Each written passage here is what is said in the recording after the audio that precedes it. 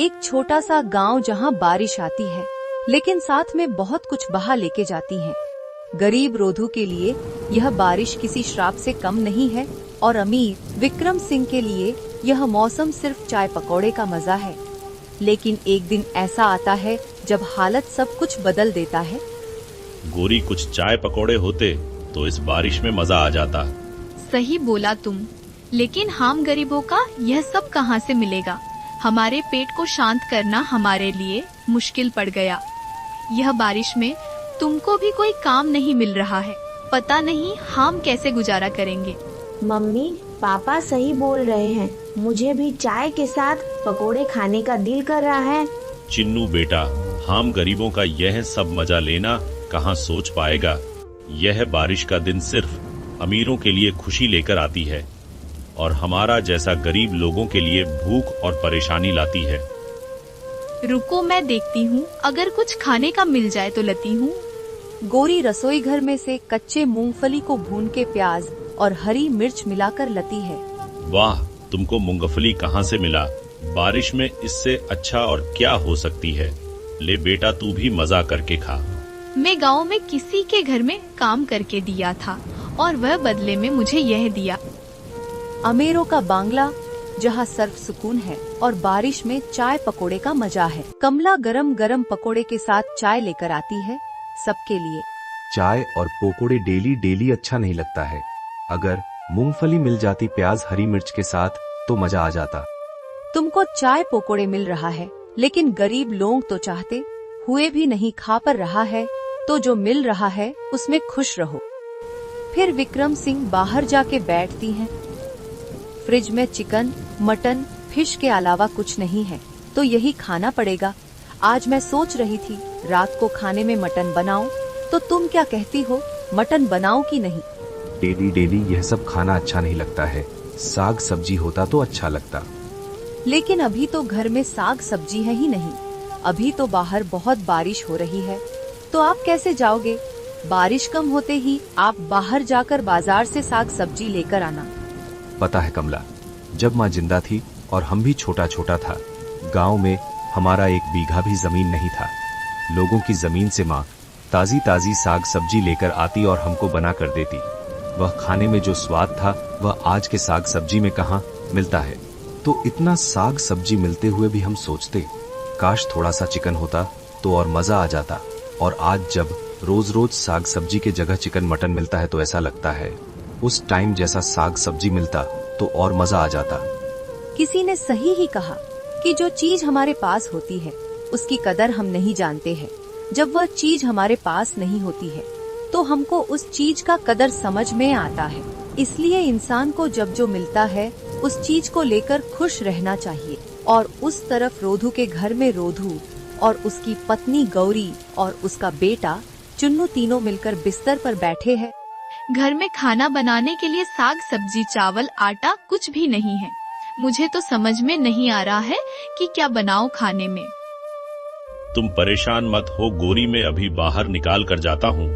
देखता हूँ कुछ काम मिल जाए तो शाम तक मैं वापस आऊंगी और खाने के लिए कुछ लेकर आऊंगी। तुम चिन्नू और तुम्हारा ध्यान रखना। अभी कहीं पर भी जाने का जरूरत नहीं है, बहुत बारिश हो रही है बाहर। बारिश कम होती चले जाना। फिर कुछ समय बाद बारिश रुक जाती है और रोधू जाल लेकर मछली पकड़ने के लिए नदी की तरफ चला जाता है। बस कुछ मछली पकड़ में आ जाए तो मैं बाजार जाकर उसको बेच के घर के लिए खाने का कुछ ले जा पाऊंगा। हे भगवान, हमारे ऊपर रहम करो। उसके बाद गौरी रास्ते की तरफ निकलती है और उसी समय विक्रम सिंह की पत्नी कमला देवी के साथ गौरी का मुलाकात होती है और फिर दोनों बात करने लग जाती है। गौरी, कैसी हो तुम?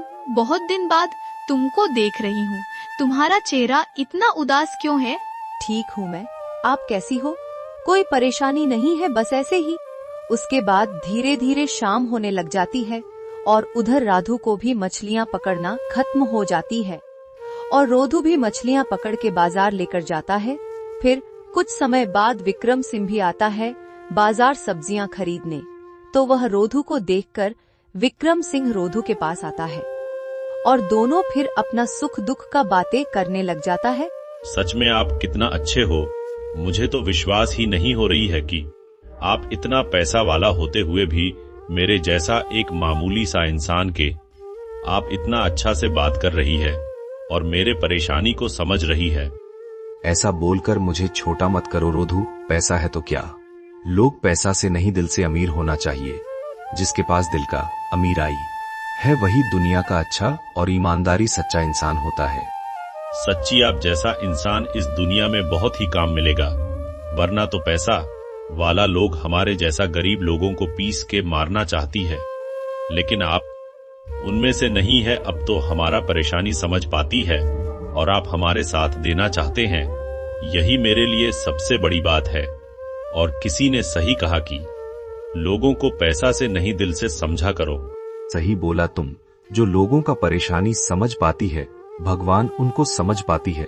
जो लोगों का साथ देती है भगवान उसका साथ देती है। जो लोगों का भला चाहती है तो भगवान उसका भला करती है। इसलिए मेरे मानना है कि मैं जितना लोगों का भला करेगा, लोगों का अच्छा चाहेगा, भगवान उतना ही मेरा अच्छा करेगा और एक अच्छी जिंदगी देगा। मुझे बस जिंदगी में खुशियां चाहिए, परेशानी नहीं। मेरे वजह से किसी को परेशान होने नहीं देगा, तब जाकर मैं जिंदगी में खुश रह पाएगा। दोनों बात करके अपने अपने घर चला जाता है। कहाँ हो गौरी? मैं आ गया। तुम इतना समय कहाँ थे? इतना समय क्यों लगा? तुमको लेकर मैं इतना परेशान थे। विक्रम सिंह मिला था बाजार में, उनके साथ बात करते करते बहुत समय लग गया, वरना मैं मछली कब कई बेच दिया। सच में वह बहुत ही अच्छा और ईमानदार इंसान है। मुझे बात करके बहुत अच्छा लगा। उसी रात को बहुत बारिश आती है, रधु का घर बहा ले जाती है और रधु का परिवार पूरे रात बाहर रहना पड़ता है बारिश में। फिर रोधु उसका परिवार को लेकर उस गांव से निकल जाता है, क्योंकि इस गांव में न तो उन लोगों का घर है और न ही कोई खाने पीने का इंतजाम था। जाते जाते वह लोग एक जंगल के बीच के रास्ते में चला आता है। उन लोगों को बहुत ही ज्यादा भूख लगती है, रहने का कुछ भी इंतजाम नहीं था। देखो वह कितना सुंदर घर है, लगता है कोई रहता होगा। फिर वह लोग उसे घर की तरफ जाती है और जैसे घर के अंदर जाती है, मानो देखकर ऐसा लगती है जैसे किसी को पहले से ही पता था वह लोग इधर आने वाले हैं। जैसे घर उन लोगों के लिए सजा के रखा गया है। इसीलिए कहते हैं कि अच्छे लोगों के साथ हमेशा आखिर में अच्छा ही होता है। अब रोधु का पूरा परिवार खुशी खुशी जिंदगी बिता पाएगा। इस घर के साथ साथ उन लोगों का खाने पीने का सारा इंतजाम देखकर लगता है उन लोगों के लिए भगवान ने पहले से ही इंतजाम कर दिया हो। तालाब से मछली पकड़ के बेचने से लेकर जंगल का फल फ्रूट्स खा भी पाएगा और बेच भी पाएगा। अब उन लोगों की जिंदगी में कोई भी परेशानी नहीं आएगा।